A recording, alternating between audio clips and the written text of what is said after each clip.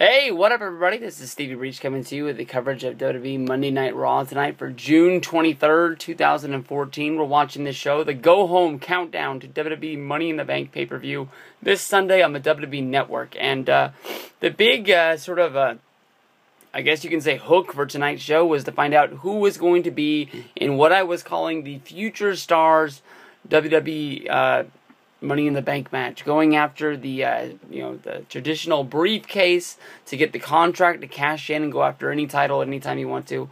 I think I'm gonna have to throw out the term Future Stars. That was awesome for last year when he had all those guys in there. Of course, Jack Swagger was a former Money in the Bank and a former WWE champion, but this time there's more than Future Stars. There's, Seth Rollins, the one guy that we knew that was going to be out there, and Triple H from Bizarro Land came down to announce this. I think that they probably just should have rather put...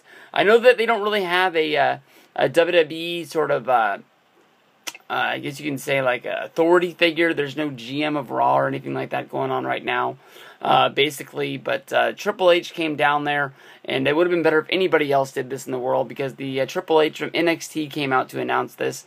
And basically, the second he came out and announced Kofi Kingston, my mind immediately went to, why is he putting a babyface in this match? And then at the best point, putting him over, calling him one of the stars of the Money in the Bank matches. The guy who always, sort of sets himself apart. He hasn't won one yet, but at the end, he's almost like Shelton Benjamin, where you never forget who it was.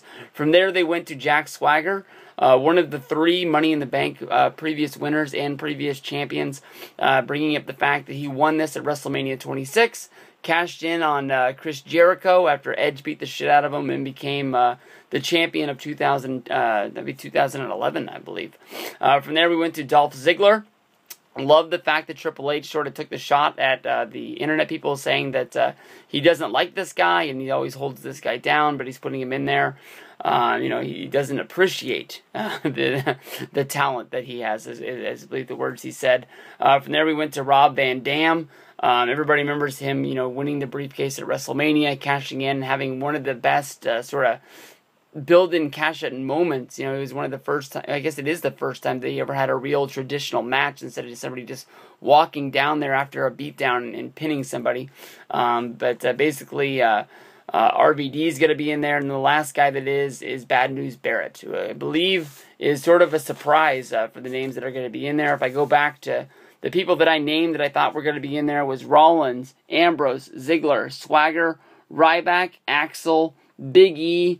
So I really struck out on a lot of these. I guess that you're going to have Ryback and Axel in some sort of a tag match along the way. I don't know what you're going to do with Big E. It would have been a great way to turn Ryback around, and why the fact Dean Ambrose isn't in this match, I have no clue. Basically, but as time goes on, maybe Seth Rollins will end up running his mouth, and maybe Ambrose will be able to slip his way into this by winning a match somewhere along the way. But if it does, because Rollins is wrestling against Rob Van Dam tonight on Raw, maybe we're gonna have to wait until SmackDown to see if he's able to do that. But what you do with Ambrose now, I got no clue. But that Rollins versus Ambrose match at SummerSlam, because I think that's when you're gonna have this, is going to be hot, and that's going to be a great, sexy match for all of us to watch. But there you go. Rollins, Kingston, Swagger, Ziggler, RVD, and Bad News Barrett all in the Money in the Bank match. It's safe to say that the Money in the Bank briefcase is going to be gold this year, out with the red, out with the blue, now on with the future. I think Mr. Kennedy had a green one, but most of the time they've always been red or blue. Sometimes, I think, maybe now that I'm thinking about it, maybe CM Punk's was black. I think it was black, and then it had his little logo on it. So maybe this isn't the first time it hasn't been red or blue, but screw it. There we go. Back to Monday Night Raw. Peace out, everybody.